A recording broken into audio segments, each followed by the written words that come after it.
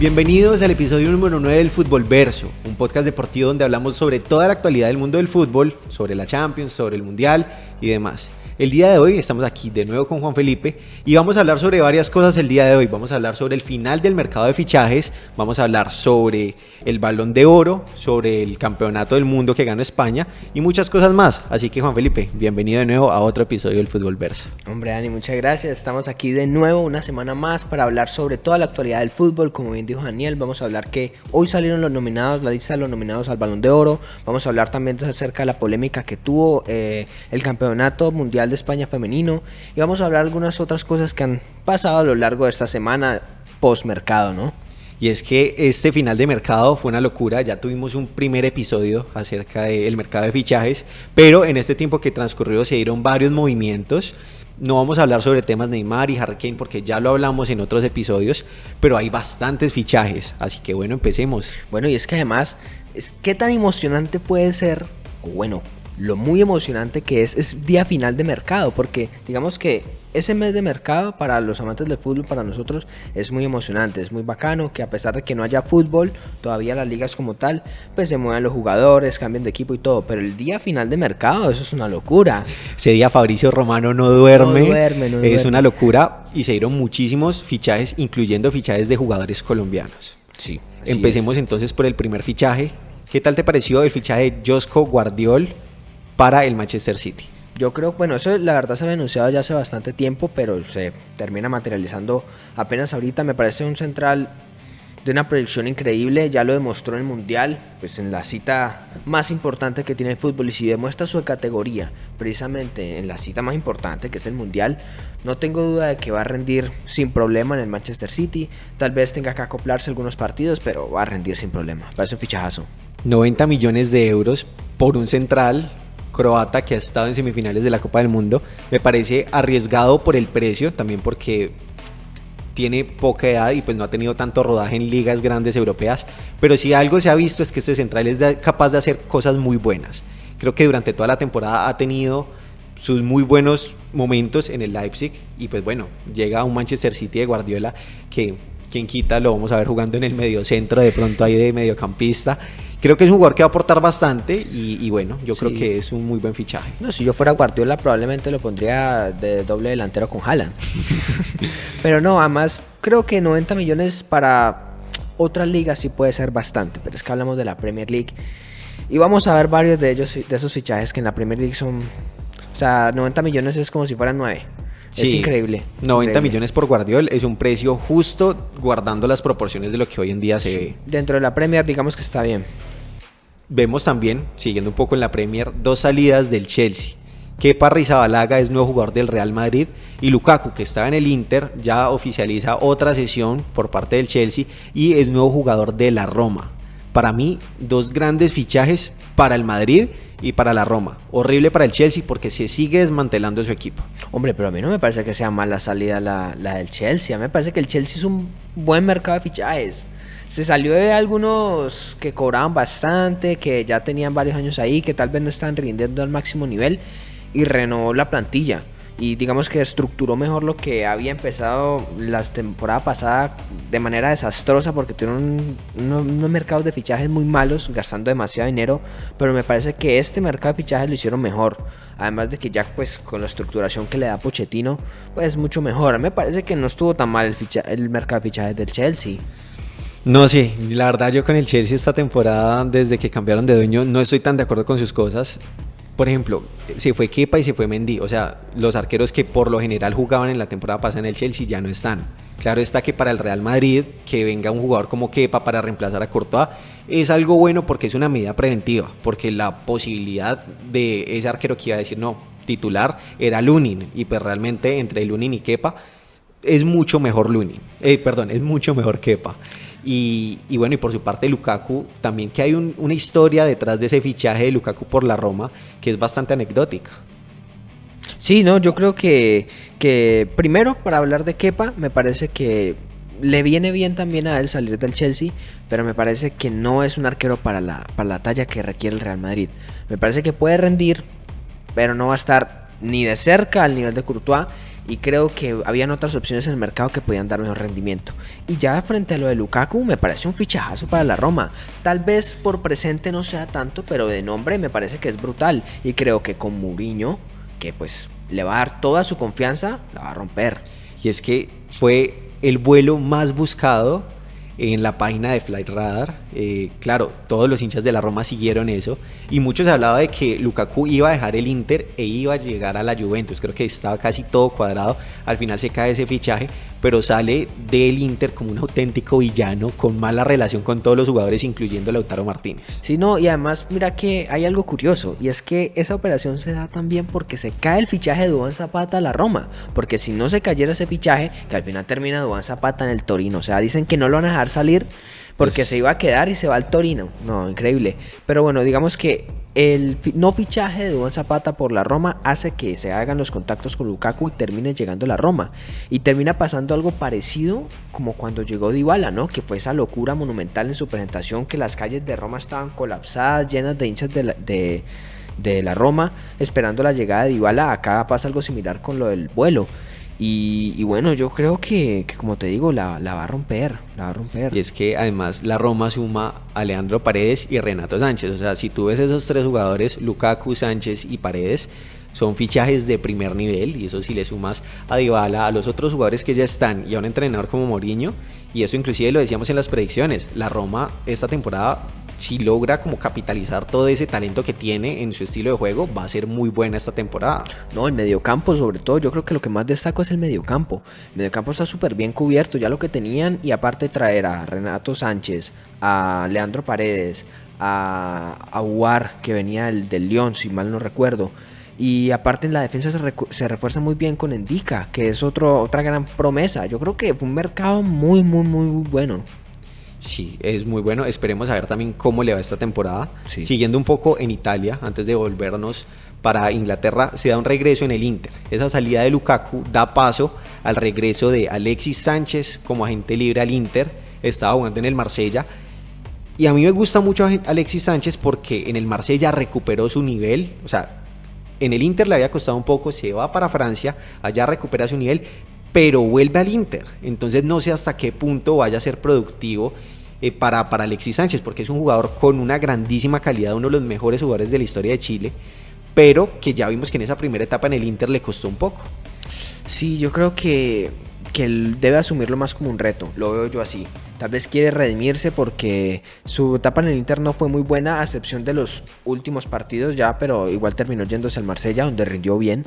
Y yo lo veo más como que quiere asumir un reto. Esperemos que le vaya bien. Yo creo que con la salida de algunos jugadores puede ser importante. Además, un Inter que ahora ya está mucho más estructurado, que viene de ser finalista de Champions League. Yo creo que le puede ir bien, así sea de recambio. Si es que el Inter ya volvió a ser un equipo atractivo para los jugadores ir. Digamos que en las últimas temporadas tanto el Inter como el Milan, como que uno decía, son proyectos de construcción, pero ahorita mismo esos dos equipos ya lograron llegar hasta unas instancias importantes de Champions y ya los jugadores dicen, bueno, este es el Inter y el Milan que recordábamos desde hace cierto tiempo. Vamos entonces de regreso a Inglaterra, esta vez con el fichaje más caro en toda la historia de la Premier League. Moisés Caicedo es nuevo jugador del Chelsea por parte del Brighton. ¿Qué tal te parece este fichaje? Creo que mi cara lo dice. Yo creo que lo hablamos otros episodios anteriores, y es que Moisés Caicedo indudablemente tiene mucha calidad. Es un jugador que tiene mucha proyección, que ha demostrado su calidad tanto en el Brighton como en la selección ecuatoriana. Pero es que 133 millones me parece algo descabellado. Es que ni los otros grandes fichajes que hemos visto de jugadores con renombre han llegado a tal cifra. Me parece una locura. Eso también viniendo de un Chelsea que no ha temido en gastar dinero. Pero igual, o sea, si lo comparamos comparémoslo con un jugador de su posición, más o menos de su edad y de su misma liga. Declan Rice. Bueno. Declan Rice. Es un poco menor el precio, pero es que, o sea, yo no quiero sonar un poco despectivo, pero es que Declan Rice juega en la selección inglesa. ¿Sí me va a entender? O inclusive el mismo McAllister. O sea, es que si ponemos a ver esos jugadores, esos tres jugadores, por ejemplo, un McAllister lo consiguen por 40 millones y fue campeón del mundo y figura en el Mundial. Claro, Moisés Caicedo, la calidad y lo que aportó en el Brighton es muy bueno, pero ¿hasta qué punto más de 130 millones es válido. O sea, es que se está hablando de que en su momento Cristiano Ronaldo llegó a valer 90 millones de euros para ir al Real Madrid. Ahorita con 90 millones se pueden comprar jugadores que honestamente no están en la talla de lo que fue en su momento Cristiano. Entonces se ha valorizado los jugadores de una manera que uno ya no entiende y no comprende. Se han inflado. Yo creo que el punto de inflexión es el fichaje de Neymar. El fichaje de Neymar rompe todo. Rompe todo porque es que era impensable que alguien o que un equipo pudiera pagar 200 millones, más de 200 millones por un jugador. Eso es algo que no se tenía pensado. De hecho, por eso tenían esas cláusulas. Unas cláusulas que eran impensables de pagar hasta que llegaron los cataríes y dijeron, yo los pago.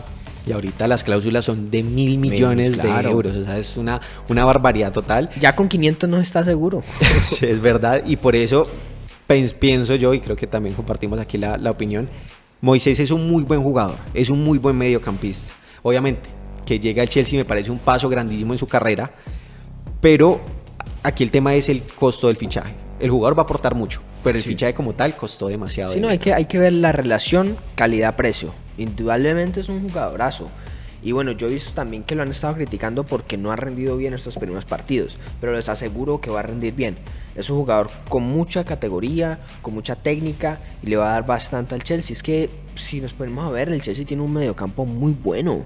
Con Enzo Fernández, con Moisés Caicedo, con Gallagher, creo que pueden destacar. O sea, se ha reformado el Chelsea, me parece que sus métodos son un poco arriesgados y vamos a ver cómo le va en esta temporada. También su salida del Brighton de Moisés Caicedo nos lleva al próximo fichaje, que es la cesión de Ansu Fati desde el Barcelona hasta el Brighton. Para mí un movimiento totalmente sorpresivo. Sí, totalmente. Yo creo que nadie lo veía venir. De hecho, cuando empezó a sonar la salida de Ansu, pues se rumoraban otros clubes como el Tottenham. Y de hecho, el mismo Fabrizio Romano empezó a decir que estaba muy cerca, pero de repente de la nada empiezan a salir informaciones del Brighton y fue menos como de una hora o dos que se concretó todo. Entonces fue un fichaje demasiado sorpresivo. Y lo que pudo ser Ansu Fati, que por las lesiones pasa de ser el 10 del Barcelona a ser un jugador del Brighton. Si bien el Brighton es un buen equipo que potencia a estos jóvenes, a mí me da tristeza porque es que uno veía a Ansu Fati y me acuerdo que en su momento muchos lo comparaban con Vinicius, pero no logró explotar su carrera. O sea, es de momento un talento fallido de la Masía que no ha logrado llegar a su máximo potencial. En algún día vamos a ver esa mejor versión de Ansu Fati. Yo guardo la esperanza que sí, por el bien del fútbol, por el bien de quienes nos gusta el deporte, por el bien del mismo Ansu Fati, yo creo que sí. Y creo que de hecho la llegada al Brighton, a pesar de que pueda ser sorpresiva y que digamos, pasa del Barcelona al Brighton, creo que le puede venir bien. Primero porque llega con un entrenador que sabe potenciar muy bien los jóvenes, que es De Zerbi. Ya lo vimos en el caso del mismo Moisés Caicedo, de quien ya hablamos, del mismo McAllister, de quien ya también hablamos, de Mitoma, de algunos otros jugadores que han destacado entre el mismo Brighton y que él los ha potenciado. Es un equipo que fue la revelación de la Premier League la temporada pasada, quedando quinto. Y bueno, yo creo que es un reto. No va a jugar competiciones europeas como la Champions, pero pues va a estar en Europa igualmente, puede destacar y creo que va a crecer. Además de que va a jugar en la liga más importante o la más competitiva del mundo. Esperemos que, como bien dices, este talento pueda salir. Y hablando de talentos fallidos o promesas que no se llegaron a dar, quiero tocar este fichaje, pero realmente con pinzas, porque es un fichaje que se mezcla polémica, es un fichaje extraño. Mason Greenwood deja el Manchester United y es nuevo jugador del Getafe, y aquí se toca con cierta seriedad el tema, porque Mason Greenwood estuvo en la prisión por acoso a su pareja. Hay fotos, hay videos, hay pruebas contundentes de lo que hizo y está totalmente mal, pero la pareja retira esos cargos, vuelve con Greenwood y ahora están esperando un hijo y ahora están como nuevo jugador del Getafe. ¿Qué tal te parece este fichaje? Todo lo que rodea a Greenwood me parece surrealista, la verdad, o sea, fuera de lo normal, no entiendo nada, de serte sincero. El fichaje, empezando por lo del fichaje, creo que el fichaje es digno de modo carrera. O sea, es cuando uno está jugando con un club y de repente ves que el día de mercado fichan un jugador X para un equipo X, pero en este caso un jugador que era una promesa para un equipo como el Getafe, que uno se imagina que jamás llegaría un jugador como esos a un equipo como el Getafe, pues con todo respeto, ¿no? Creo que en caso de que salga bien, dejando de lado sus problemas extradeportivos, puede ser un fichajazo para el Getafe. Pero ahora, volviendo a lo que fue toda la polémica, lo que ha sido la polémica de Mason Greenwood, Me parece que como bien dice hay que tocarlo con pinzas, porque es que no se sabe muy bien lo que pasa, porque se acusa pues también de que pues hubo casos de violencia contra su pareja, hubo pruebas y todo, pero de repente ahora parece que están felices y juntos nuevamente y esperando un hijo, entonces uno ya no sabe en qué pensar. Es bastante difícil, creo que en la situación que uno lo puede ver desde el punto de vista, por ejemplo, del United, me parece bien que Greenwood salga del equipo y realmente es un misterio todo lo que pasa con Greenwood, o sea, no estoy ni aprobando ni desaprobando ese fichaje, porque obviamente si ya digamos que no tiene ningún cargo, ninguna denuncia, era obvio que él iba a volver a jugar fútbol, el tema era en qué equipo, entonces la verdad es una apuesta bastante arriesgada por el Getafe y hay que esperar a ver cómo sale. Sí, esperemos a ver, como te digo, si resulta, si él logra recuperar su nivel, si pues no vuelve a estar en polémicas, puede ser, yo creo que histórico para el Getafe. Así es. Y nos vamos, también nos quedamos en España con una doble sesión que a mí me encanta. Este fichaje doble me gusta mucho. Joao Félix y Joao Cancelo son nuevos jugadores del Barcelona. Me parece que es una obra maestra de Laporta que cierra un mercado de transferencias habiéndose gastado solo 3 millones y trayendo figuras como Gundogan, trayendo a Oriol Romeu, a Cancelo, a Joao Félix. No incluimos a Víctor Roque porque todavía no se ha hecho efectivo, o sea, si bien ya está el acuerdo y todo, apenas llegue en enero sí se va a tener, pero estos dos jugadores van a aportar muchísimo al Barcelona. Sí, yo estoy totalmente de acuerdo. La sesión de Joao al cuadrado me parece genial. Yo creo que es aún más importante Joao Cancelo para lo que buscaba el Barcelona que el mismo Joao Félix, porque es que el Barcelona sufría demasiado su lateral derecho, tenía que sacrificar o a un grandísimo central como era Araujo o a un gran central como es Koundé, que pues si bien podía desempeñarse bien del lateral derecho, pues no es su posición y se veía muchas veces sacrificado y se veía que le costaba. Entonces creo que con el fichaje de Cancelo, nuevamente también jugadores, los dos Joaos han estado como involucrados con algunas rumores o polémicas fuera de la cancha, veremos cómo se logran acoplar, pero si están a un buen nivel, si logran rendir, creo que van a ser espectaculares para el Barcelona. No, yo creo que de pronto el que más problemas ha tenido de los dos ha sido Joao Félix, porque por su parte Joao Cancelo sale del Manchester City por problemas con Guardiola y en la Bundesliga, en el Bayern tampoco es que le haya ido tan mal, o sea, de pronto no tuvo tantos minutos como esperaba, pero son dos jugadores, dos portugueses que van a lograr hacer las cosas muy bien. Es que por ejemplo antes en el lateral derecho, antes de que utilizaran ya sea a Araujo o a Koundé, estaba ya sea Serginho Dest o Sergi Roberto. No, es que todavía, es que esta temporada lo vimos, este arranque de temporada, el mismo partido que debuta Joao Cancelo, el titular era Sergi Roberto. Y ya sale Serginho Dest, ya se va para el PSV, entonces deja ese puesto libre para que él se pueda desempeñar, y es que un Joao Cancelo en un buen nivel es para mí el mejor lateral derecho del mundo.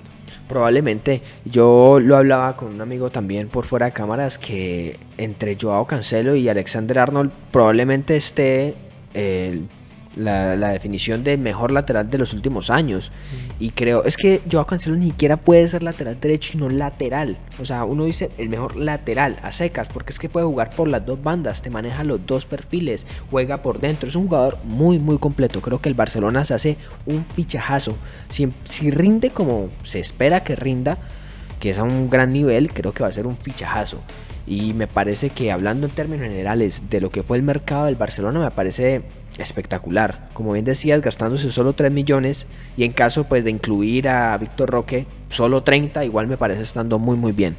Pero también hay un coste a pagar para el Barcelona, que fue la salida de Ousmane Dembélé, y aquí nos vamos para la próxima dupla de fichajes. Ousmane Dembélé es nuevo jugador del Paris Saint-Germain, y Randal Kolo Muani, quien solo apareció en el Mundial, es nuevo jugador también del Paris Saint-Germain. Me parece que con Kolo Muani, por ejemplo, se paga 90 millones. O sea, se paga 90 millones por un jugador que es bueno. O sea, que es bueno, ha tenido apariciones en el Eintracht Frankfurt, le quitó el puesto a Borré en Frankfurt, pero que realmente todo gira en torno a lo que logró hacer en esas semifinales del Mundial donde anotó un gol, y esa jugada donde el Dibu Martínez le tapó el gol. Entonces creo que es un jugador que realmente se ha inflado mucho a mi gusto y que me parece un mal fichaje por el costo. Claro, puede ser bueno, puede apoyar, o sea, ese tridente Mbappé, Dembélé, Kolo Muani es lo más francés que vas a ver en el París en los últimos tiempos. Tenés ahí recambio a Gonzalo Ramos y Asensio.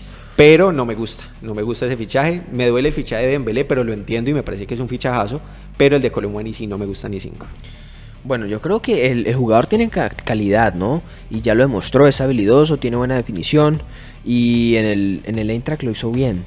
Pero yo concuerdo contigo, 95 millones me parece bastante alto por un jugador que hasta ahora solo ha destacado en Alemania. Y eso que tampoco es que sea el super goleador. Yo creo que ahí se pifia un poco el París, de acuerdo al mercado que había hecho, porque me parece que era un mercado bastante decente. Y ahí digamos que patinan. Iba muy bien porque es que había logrado conseguir grandes jugadores. Asensio, Skriniar, Lucas Hernández, el mismo Dembélé por 50 millones es un muy buen precio, pero luego llega este No, es que jugador. ni por 50, porque es que de esos 50 él se queda con un porcentaje que es alrededor como de 15 millones. Entonces casi que 35 por él me parece súper bien. Sí, son precios bastante elevados, pero digamos que como dupla de fichajes me parece que es muy bueno porque permite reforzar el ataque.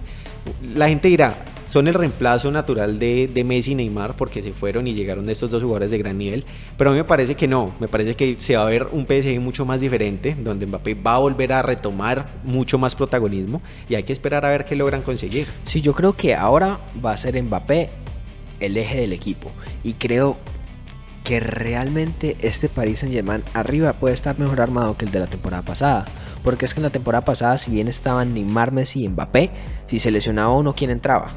Sí, ¿no? Se notaba mucha diferencia. En cambio ahora digamos que puede bajar un poquito el nivel más alto el que puede llegar ese tridente, pero digamos que tiene recambios. El mismo Gonzalo Ramos me parece un fichajazo, así sea que no sea titular. Asensio es un jugador que te puede todavía aportar muchísimo. Creo que se armó una muy buena delantera del París.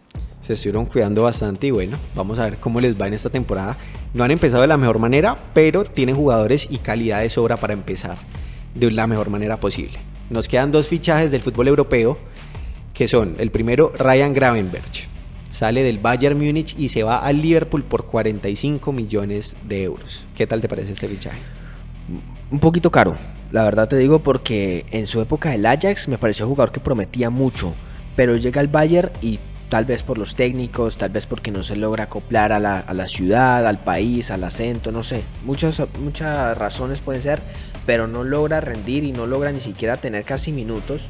Y que el Liverpool, a pesar de su calidad, pague 45 millones, yo creo que me parece un poco excesivo. Pero volvemos a lo mismo, es la Premier League y yo creo que la Premier League se rige diferente a las demás ligas, pagan demasiado. Pero para hacer la Premier me parece que es un precio no tan descabellado. Sí, pero a lo que voy es que, por ejemplo, pagas 40 por McAllister.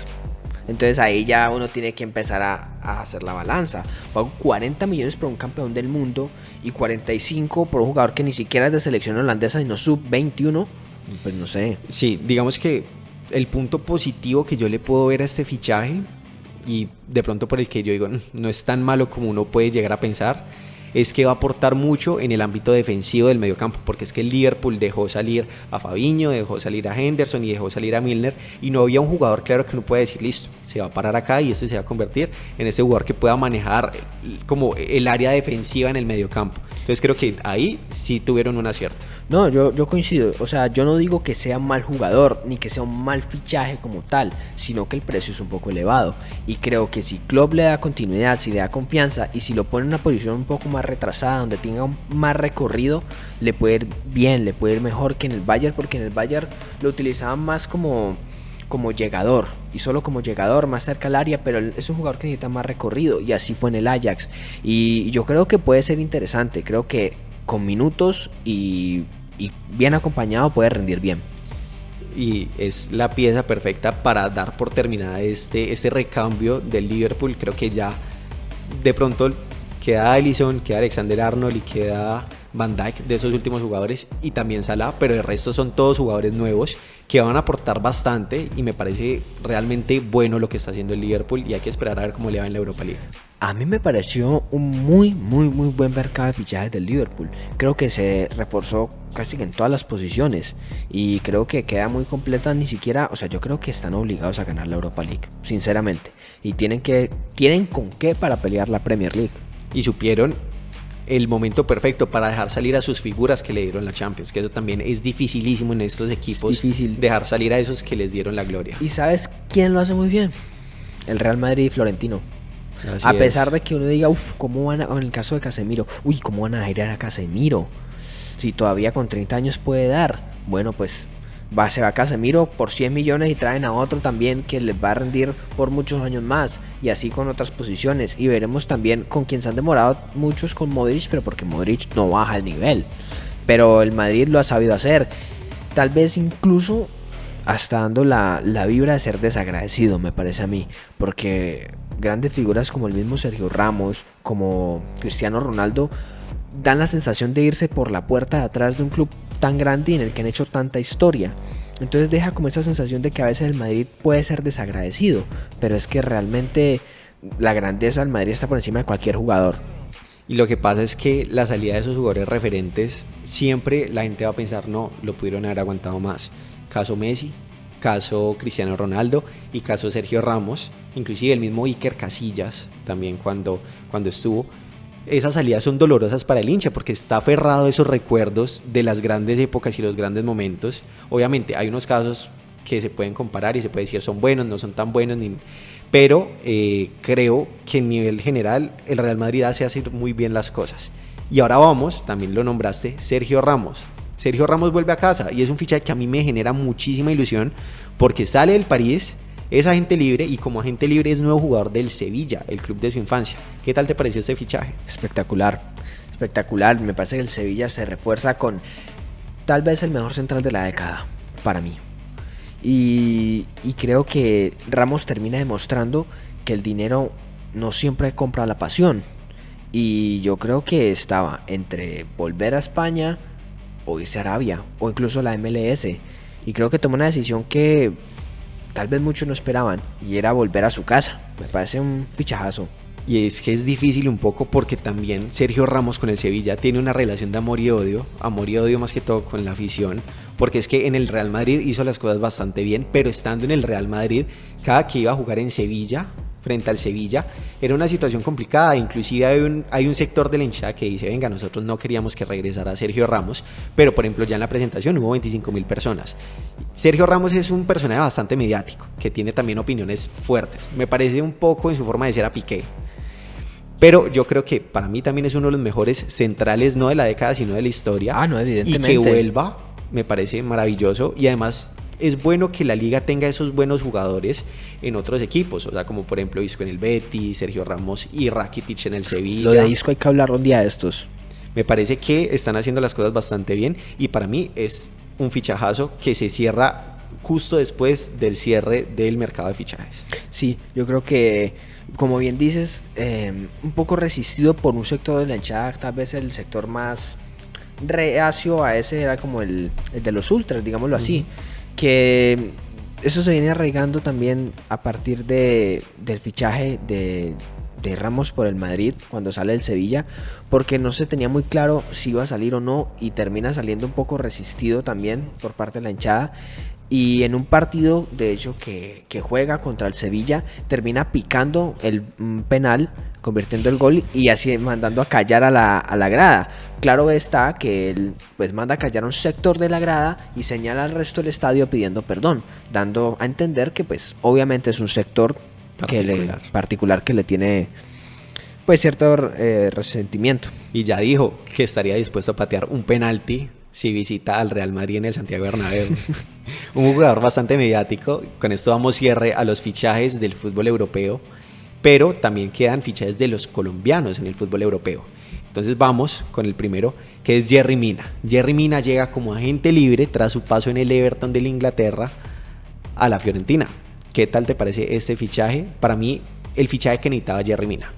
A mí me parece muy bueno. Yo creo que lo alcanzamos a hablar como rumor en el primer episodio que hicimos de fichajes, y dijimos que era una buena oportunidad para Yerry llegar a un equipo importante en Italia. Tal vez ahora no tiene o no goza de la mejor actualidad, pero que es un equipo importante en el que han jugado jugadores colombianos como Cuadrado, en el que han destacado grandes goleadores como Batistuta. Es un equipo que tiene historia y le puede venir bien venir a una liga como la Serie A, salir de la Premier, volver a coger nivel, continuidad. Yo creo que puede estar bien. Y la Serie A es una liga que ha vuelto a coger protagonismo. De pronto hace un par de años estaba un poco más perdido, pero el nivel que ahorita se ve en la Serie A es muy bueno. para mí peleando con la liga española para ver quién es la segunda mejor liga de Europa en este momento.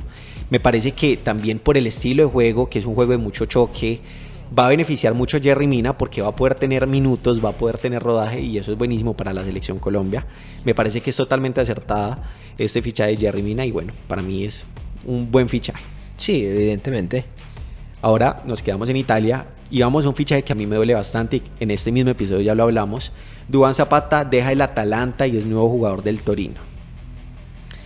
Sí, es que pasar de sonar para la Roma, que te digan que no te vas porque seguramente vas a contar para el entrenador y te terminan vendiendo al Torino, me parece como un downgrade bastante fuerte. O sea, yo creo que si bien Duván Zapata no venían rindiendo muy bien las últimas temporadas, a comparación de como nos venía acostumbrando con la cantidad de goles que hacía y con ese portento físico que es, yo creo que estaba para un equipo tal vez mejor o incluso mantenerse en el Atalanta. A mí me parece que el Atalanta trató mal a Duván Zapata. Digo trató mal porque es que en su momento, en la mejor época de la historia, Duván Zapata fue referente del Atalanta y metía goles. Y creo que por el bien del jugador, salir a un equipo como la Roma era lo mejor que le podía pasar. Entonces el hecho de que le digan, venga, no, usted no va a ir a la Roma, pero sí va a ir al Torino, que el Torino es un equipo que también tiene su historia, pero que realmente después de los años 1950 no ha sido el mismo Torino que era en esa época. Creo que eso lo afecta mucho. Obviamente en este momento no tiene la mejor actualidad y por eso precisamente no está convocado en la selección Colombia, pero qué mejor que un entrenador como Mourinho para levantar a un jugador que está en un mal rendimiento, porque se ha visto inclusive como con Dybala.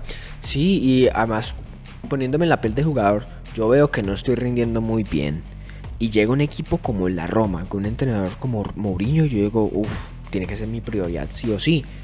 Y si veo que el club no me deja salir, es porque espero que cuenten conmigo. Pero si al final no me dejan ir al club, en el que evidentemente voy a estar un escalón por encima, y me terminan vendiendo un club en el que voy a estar un escalón por debajo, pues también debe golpear anímicamente al jugador. Y además que todavía no está tan claro porque es una cesión con opción de compra por 10 millones de euros. O sea, se va, pero también como que no va a saber en un futuro cercano si va, listo, voy a estar varias temporadas en Torino, me tengo que regresar a Atalanta, de ahí va a haber otro equipo. Entonces de pronto esa inestabilidad puede jugarle un poco en contra a lo que es Duván Zapata. También hay otra salida de un jugador, otro defensor, que sale del Tottenham y se va para el Galatasaray. Hablamos de Davinson Sánchez y su costo de este fichaje fue de 9,5 millones. ¿Qué tal te parece este fichaje? Bastante triste por el hecho de que siento que Davinson nunca logró consolidarse, nunca logró llegar al nivel que tal vez muchos esperamos por su rendimiento en el Ajax.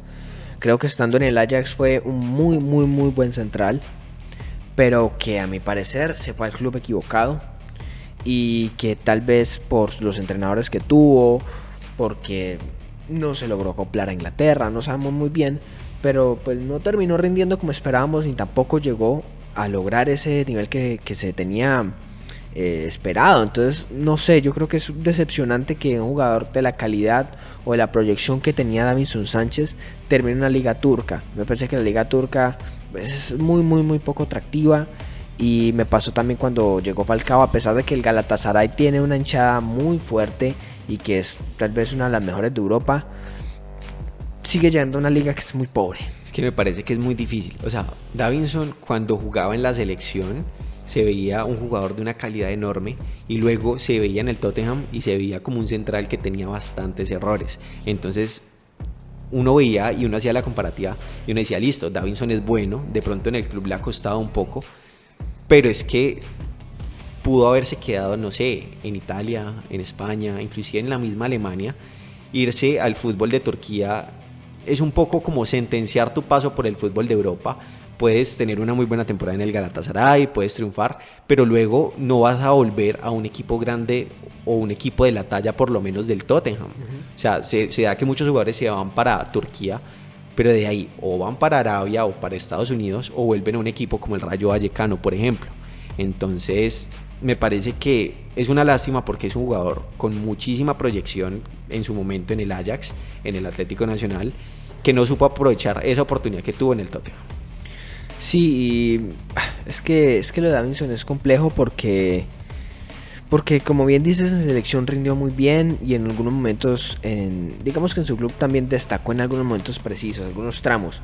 Pero me parece que Davinson no supo parar y decir, hasta aquí voy a buscar nuevos aires. Porque es que se va al Tottenham luego de 6 años y 6 años en donde no pudo nunca consolidarse. Yo creo que él debió en algún momento decir, vengan, yo quiero salir y quiero buscar nuevos aires, quiero ver si puedo desempeñarme en otro equipo, y eso nunca pasó.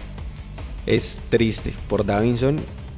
Además es que inclusive llegó a estar en una final de Champions, o sea, llegó con el Tottenham a la final de Champions y ni siquiera lo convocaron al partido. Después inclusive de estar, y esa fue la mejor temporada de Davinson, o sea, en su mejor temporada llegaron a la final y ni siquiera estuvo dentro de los convocados, y eso hizo que llegara como 2 semanas tarde a la selección Colombia para la convocatoria de la Copa América. Y son ese tipo de cosas que uno dice, venga, listo, estás en Tottenham, pero ¿a qué costo estás en ese equipo? Vamos ahora con el último fichaje, que es Rafael Santos Borré. Deja el Eintracht Frankfurt y es nuevo jugador del Werder Bremen. Es una cesión que también me da mucho pesar por Rafael Santos Borré, porque es que pasó de ser campeón de Europa League y referente a ser banca toda la temporada en el equipo, y cada vez que venía a la selección lo mismo. Se veía un jugador que tenía grandísimo nivel, pero que se vio relegado en segundo plano. Yo creo que a Borré le ha costado un poco el hecho de que no es muy goleador, pero Borré es un gran jugador. Es un jugador que te puede dar muchas más cosas aparte del gol. Te puede dar despliegue, te puede dar desmarques. Es muy bueno a la hora de apoyar defensivamente al equipo.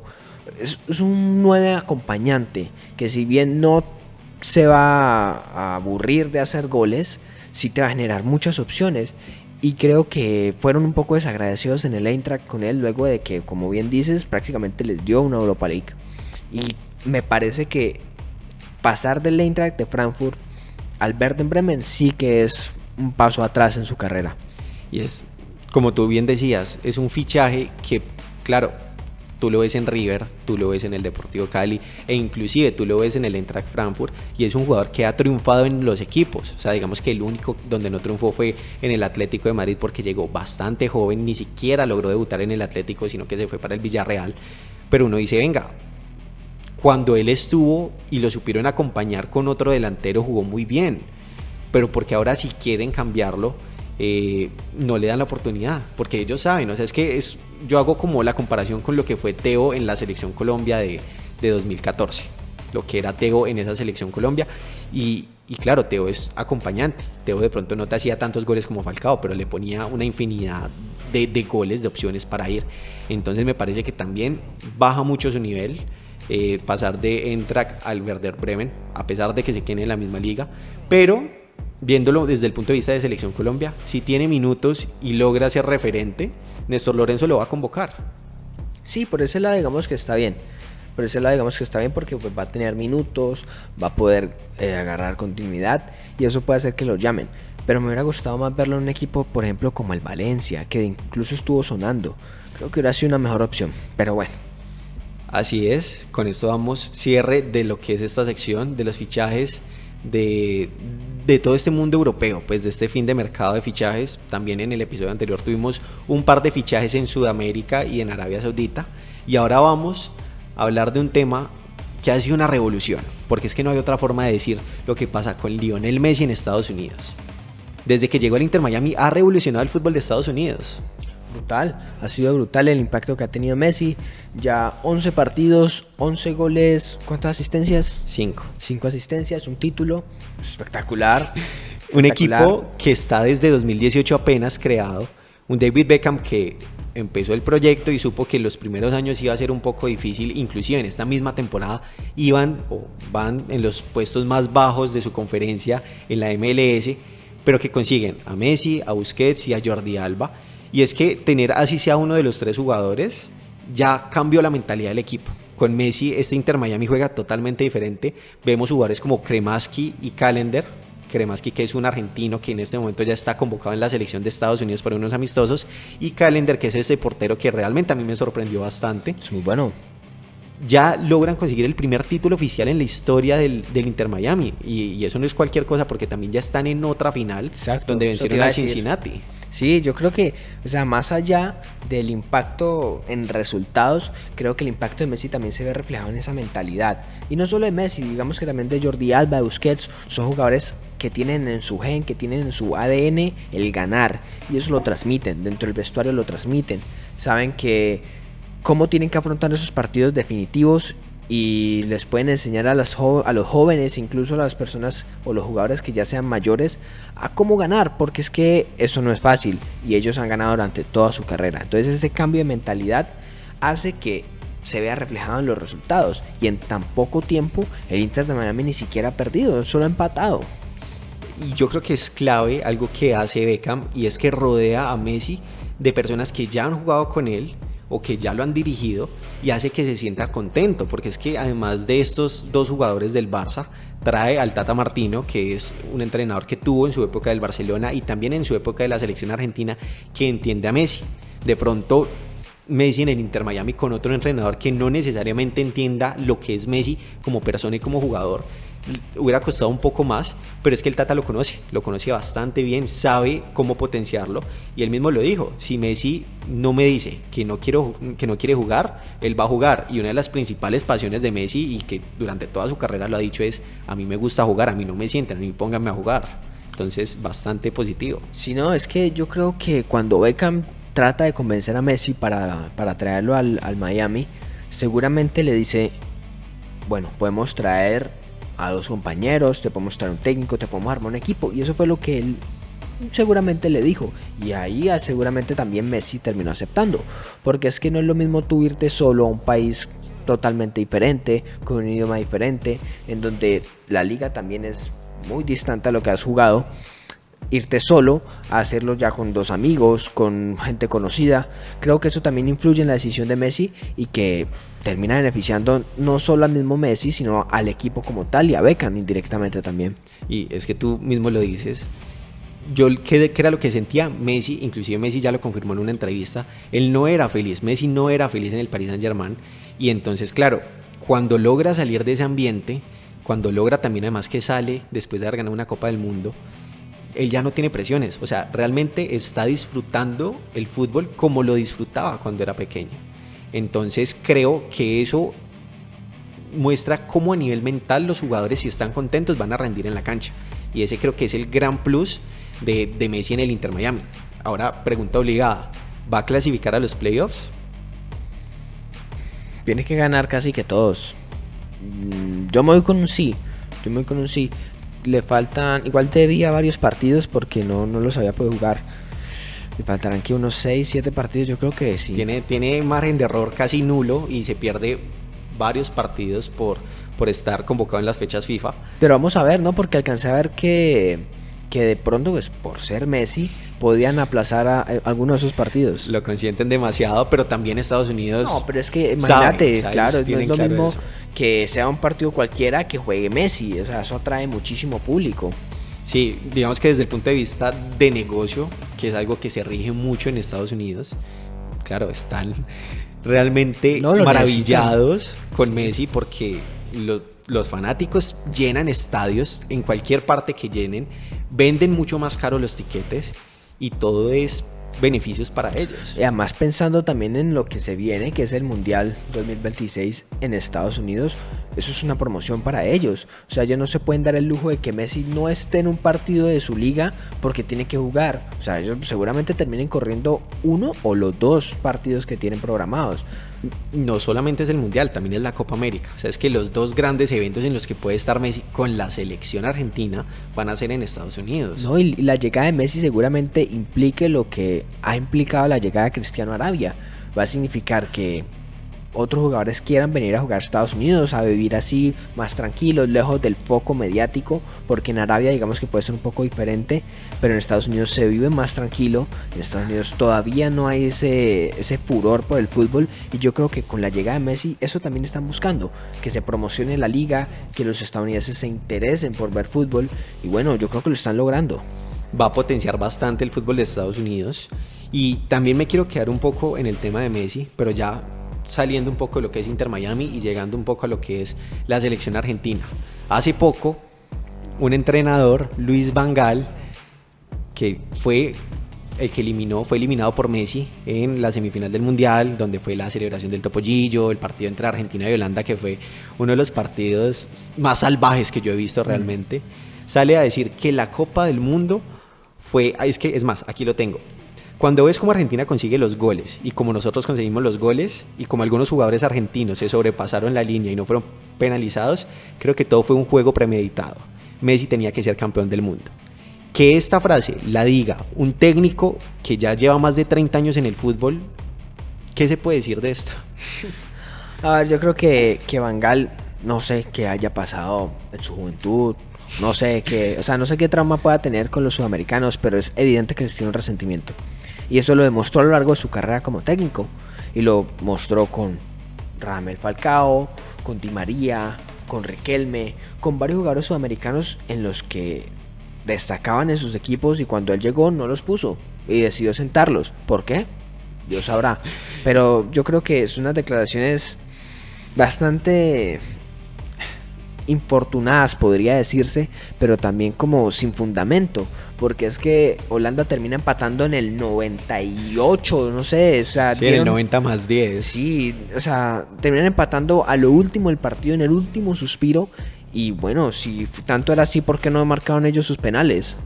No, y lo más como curioso de este caso es que el mismo Van Dijk, que fue el capitán y también uno de los arqueros de Holanda, salió a decir, venga, nosotros no estamos de acuerdo con lo que están diciendo. No, es que entonces, que sus propios jugadores no estén de acuerdo, porque ya Van Gaal no es entrenador de Holanda, muestra un poco como ese resentimiento personal que tiene Van Gaal con estos jugadores. No, lo dejan ridículo. Que tu capitán salga a declarar que no está de acuerdo con lo que dices tú, que fuiste su entrenador durante el Mundial, yo creo que deja claro, además porque Van Dijk deja claro también que no es solo él, sino el grupo de jugadores que no están de acuerdo con eso. ¿Y quién más va a poder decir eso que los jugadores que fueron quienes jugaron el partido, quienes estuvieron ahí? Porque es que no fue que Argentina dio zapato y ya, es que ellos también dieron zapato. No, y lo que a mí me pasa es que, listo, que una frase así lo diga un periodista, como que uno dice, también como que le cuesta que lo diga, no sé, un aficionado, algún creador de contenido, pero que lo diga un entrenador que conoce, que ha estado de primera mano en el fútbol y que sabe que realmente esas cosas son bastante difíciles. Es como, venga, ¿usted qué está haciendo? O sea, está totalmente fuera de lugar, como que ya no siga hablando y lo hace, como tú bien decías, ver en un ridículo total. Sí, mejor dicho, anda para allá, bobo. Y ahora seguimos con otro tema. Los nominados al Balón de Oro de 2023. Aquí recientemente ya salió la lista. Obviamente hay premios como el premio al mejor jugador joven, al mejor arquero, pero nos vamos a enfocar más que todo en la lista de hombres, de los 30 nominados. Hay bastantes jugadores del City, bastantes jugadores de Argentina. Está Messi, está Haaland, pero no está Cristiano Ronaldo. O sea, por primera vez en 20 años, yo ni siquiera había nacido, desde que Cristiano Ronaldo estaba nominado al Balón de Oro. ¿Cómo ves esta lista de nominados? Yo creo que está mucho más acertada que lo que vimos para la lista de nominados del año pasado. Me parece que el año pasado sí quedaron por fuera varios que merecían estar. Este año, digamos que pueden haber unos 2 o 3 que pueden salir y darle cupo a otros que sí merecían estar. Y bueno, ya hablando acerca de Cristiano, bueno, es algo que tarde o temprano tenía que llegar. Ya le pasó a Messi el año pasado. Creo que a Cristiano tarde o temprano tenía que llegar.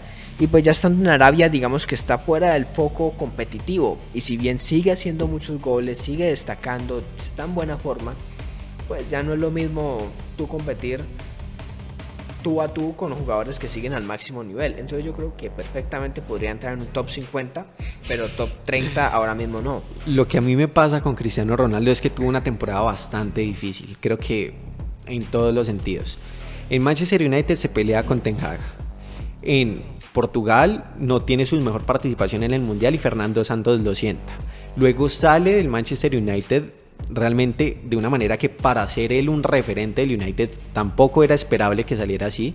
Y llega a Arabia Saudita, donde al principio le cuesta un poco, pero ya luego empieza a producir goles, pero tampoco es que haya conseguido un título en el transcurso de esa temporada. Ahorita en la pretemporada ganó la Copa Árabe, como la Champions Árabe, y es su primer título en el Al-Nassr, pero no cuenta en ese periodo de tiempo.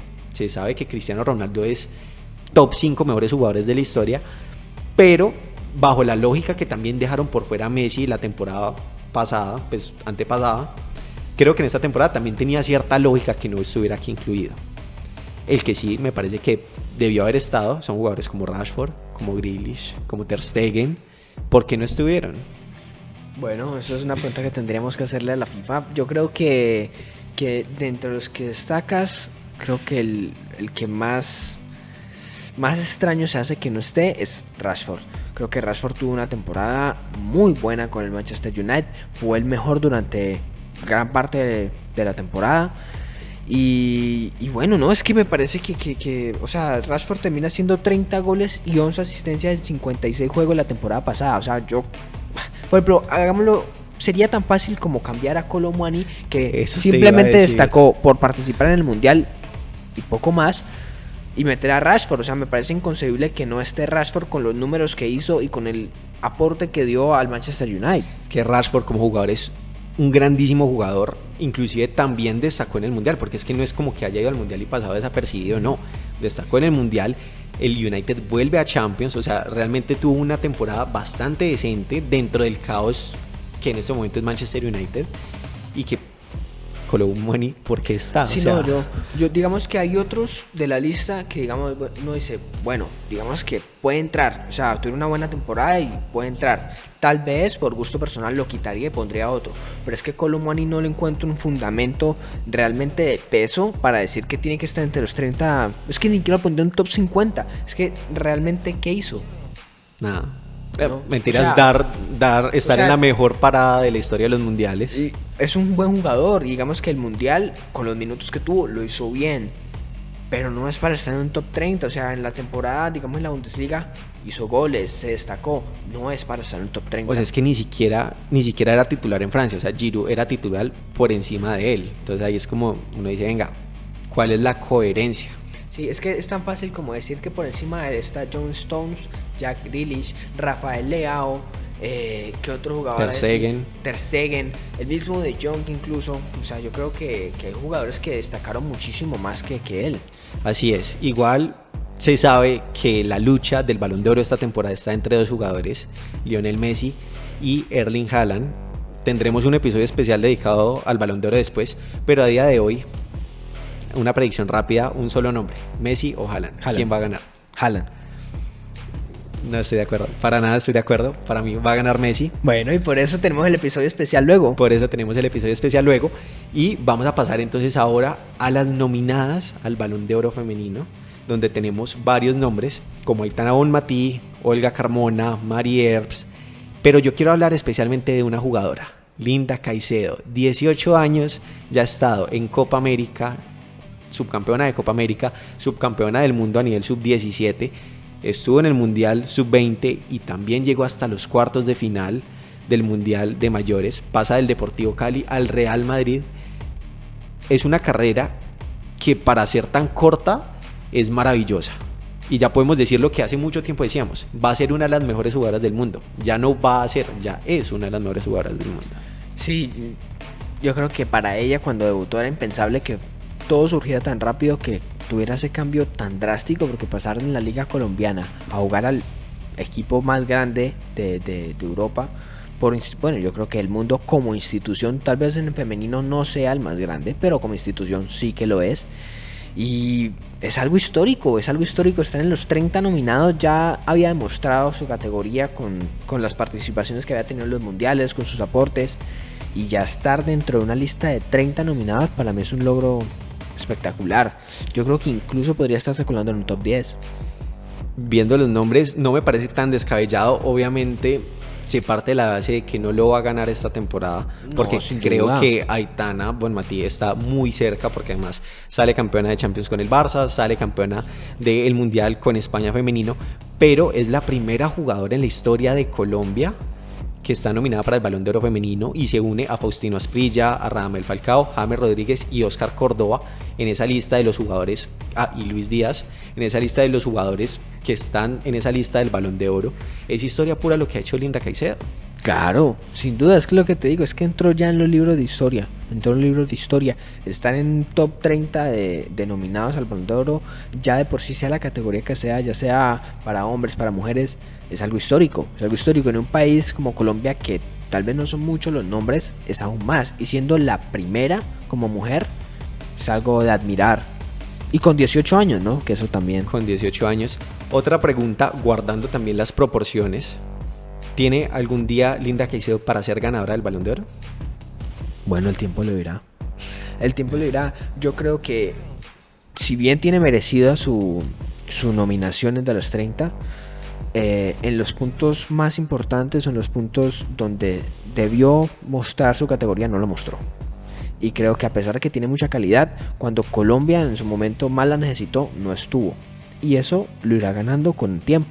Irá adquiriendo más protagonismo, más jerarquía, también más liderazgo, porque creo que en partidos como por ejemplo el de Alemania tuvo un excelente gol, tuvo buenas participaciones, pero en los momentos clave como tal le costó, y eso lo irá adquiriendo con el tiempo. Si logra tener eso, sin duda puede estar para un Balón de Oro. Igual creo que las condiciones se están dando, porque está en una gran liga, también está en la misma selección Colombia, acompañada por referentes que la pueden ir guiando paso a paso, y además solo tiene 18 años, entonces exacto, eso es un gran punto a favor. Por eso yo tampoco la voy a criticar porque no aparezca en los momentos más duros de la selección o en los momentos más duros de su equipo, porque es que tiene 18 años, es todavía mucha presión y estará asimilándolo, pero pues... Vaya uno a sus 18 años no, pues, de jugar en unos cuartos de final del Mundial. No, imagínate. Y se vienen los Juegos Olímpicos, que es otra cosa donde va a poder destacar y se va a poder mostrar. Y con esto quiero como dar un cierre de Linda Caicedo como tal. Y vamos a pasar a un tema que también ha sido bastante como polémico en estos días y que no debería haber sido así, porque es que España salió campeona del mundo, del Mundial de Australia y Nueva Zelanda 2023. Y este era un triunfo para el fútbol español, o sea, era un momento para que el fútbol femenino español, que ya hace mucho tiempo estaba haciendo las cosas bastante bien, como que dijera, bueno, listo, llegamos para competir, para ganarnos ese reconocimiento merecidísimo, pero se empaña todo en las celebraciones, en la entrega del trofeo, por un beso que le da Luis Rubiales, el presidente de la Federación Española, sin su consentimiento a Jennifer Hermoso. Se ha dicho mucho acerca de esta polémica, pero lo que yo como que quiero decir como para empezar este tema es, él es una autoridad y ella es, digámoslo, como la empleada de él, porque pues él es el que dirige, y obviamente por temas de autoridad Jennifer Hermoso no tenía forma de defenderse. Creo que es un tema bastante delicado, que como que en un principio lo hicieron pasar como no, fue producto de la emoción, pero que no tiene justificación alguna. Sí, no, yo creo que, como bien dices, se empañó totalmente lo que era verdaderamente importante, y era que se debía hablar de la consecución del título de campeonas del mundo. Se tenía que hablar de ellas tenían que ser las protagonistas, no por una polémica, sino porque habían sido campeonas del mundo, y estaban ya a la par con los hombres que habían sido también campeones del mundo. Pero, por el contrario, todo eso se ve opacado por una acción, pues, totalmente impropia, totalmente ajena al momento, totalmente, ¿cómo decirlo? O sea, es algo, incluso hasta podría decirse grotesco de cierto modo, porque no va de acorde con la figura de Luis Rubiales, que pues es el máximo ente dentro de la Federación Española y debe de comportarse como tal. Y no solo fue lo del beso, sino también cuando ganan estarse tocando sus partes genitales para celebrar, o pues cosas como esas. Son cosas que no deben de suceder, o que no debe hacer una persona del cargo que tiene Luis Rubiales. Entonces se opaca totalmente lo que era verdaderamente importante por una polémica que pues, no tiene ni pies ni cabeza. Yo creo que si después de que se hagan las investigaciones tiene que salir. Para mí no tiene que ser más el director de la federación, y es el presidente. Lo que pasa, como bien decías, los periódicos no tenían por qué estar hablando de Luis Rubiales. Los periódicos tenían que estar hablando de Olga Carmona, de Aitana Bonmatí, de Salma Parayuelo, de Alexia Putellas, de la misma Catacol. O sea, realmente como que se desvió toda la atención de lo que era un logro histórico para ellas, que inclusive desde antes del Mundial ya habían estado en una rebelión ciertas jugadoras que no fueron convocadas al Mundial, que era exigiendo la renuncia de Jorge Vilda, que era en su momento el entrenador de esta selección España que pronto salió campeona. Que ya quedó destituido. Y que ya quedó destituido. Digamos que menos mal la FIFA como que llegó y impidió que Rubiales, de momento está suspendido por la FIFA, no puede ejercer ningún tipo de actividad. Ya Jorge Vilda sale de su cargo, pero es que todo lo que quiera esa novela entre Rubiales y la prensa, el comunicado, luego saliendo a decir no voy a dimitir 5 veces, ofreciéndole una renovación y un salario ahí en público a Jorge Vilda frente a todos, no tenía por qué ser así. Y Jorge Vilda aplaudiendo y luego diciendo que él no quería hacer eso. O sea, todo está lleno como de hipocresía, de polémica. O sea, una situación, la verdad, lamentable. Esa era la palabra que quería decir hace rato. Es lamentable tanto el hecho que realiza Luis Rubiales como toda la polémica en general es lamentable porque termina opacando un logro histórico de la selección femenina y pues termina teniendo más protagonismo esta polémica. Ahora bien, es cierto que, como ya dijimos, es un acto que es bochornoso, que es pues fuera de lugar totalmente. Hay algo que a mí también me desconcierta, y es que las versiones de Rubiales no coinciden, pero las de Jenny Hermoso tampoco. Entonces uno dice, bueno, ¿y aquí qué pasa? Primero se dice una cosa, luego está diciendo otra. Rubiales dice una cosa, luego dice otra. Por ejemplo, cuando Rubiales sale a hacer la rueda de prensa y dice que pues ejemplifica cuál fue la conversación y todo, uno ve en el video que el video son como 3 segundos y ya, y él habla como si fueran 5 minutos. Eso no va de acuerdo a lo que realmente sucedió. Pero entonces también Jenny Hermoso adopta una situación y las demás jugadores dentro del vestuario, dentro del bus, que no va de acorde luego a lo que se está manifestando. Entonces uno ya no sabe bien qué pensar. Si bien el hecho de Rubiales es bochornoso y debería ser castigado por ello, no hay como una congruencia entre los hechos, entre las versiones, entonces uno también queda perdido. Yo creo que es un tema muy delicado. Bastante. Obviamente no se tiene la claridad absoluta de lo que ha pasado y de pronto por eso hasta ahora no han habido como decisiones formales tomadas. Rubiales está suspendido, pero todavía no está por fuera del cargo, por ejemplo. Pero lo que sí es cierto es que hay que esperar y es un tema que uno lo tiene que tratar. Lo mismo que con Greenwood, con muchas pinzas y con mucha delicadeza. Sí, porque igual está todavía la presunción de inocencia. Uno no puede tampoco ir declarando pues culpable si todavía está dentro de ese juicio, esa investigación. Pero evidentemente luego de que se hagan las investigaciones y se juzgue, tiene que juzgarse con todas las de la ley, con toda la fuerza. No importa que sea el presidente de la federación o que sea X o Y persona de X o Y cargo. Para todos tiene que aplicar la ley o la norma de la misma manera.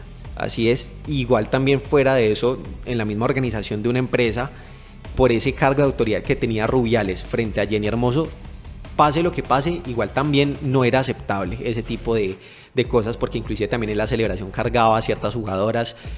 No era aceptable en ningún motivo, y lo que más me da tristeza es que empaña lo que para mí había sido uno de los mejores mundiales femeninos que habían tenido en su historia. ¿Por qué? Porque en ese mundial se habían roto récords, en ese mundial se habían visto grandes partidos, grandes jugadoras, había logrado que el público estuviera bastante conectado y estaban teniendo un cierre perfecto de este mundial que se empaña por este acto de Rubiales. Totalmente, terminó manchando el fútbol. Así es, en este caso la pelota sí se manchó. Con esto damos cierre a lo que es este episodio número 9. Queremos invitar a todos a que nos cuenten en sus comentarios qué tal les pareció el episodio, cuál fue el fichaje que más les gustó, quién creen que va a estar nominado al Balón de Oro. Y bueno, ya ahora se vienen próximos episodios especiales de Balón de Oro, hablar de las eliminatorias que ya van a empezar. Así que bueno, Cañón, te dejo para que te despidas del público. Bueno, nuevamente muy agradecido de estar acá en este episodio donde hablamos acerca de la actualidad, lo que ha sido el fútbol, el mundo del fútbol postmercado, las situaciones que pues en cierto momento también han sido bochornosas, como el caso de Luis Rubiales. Y bueno, estén atentos también porque vamos a tener, como bien dice Daniel, un episodio de las eliminatorias, vamos a tener otro acerca muy especial del Balón de Oro y otro donde también haremos nuestras predicciones para la Champions League porque ya se realizó el sorteo, así que estén muy atentos. Y bueno, no siendo más, hasta una próxima ocasión y bienvenidos al Fútbol Persa.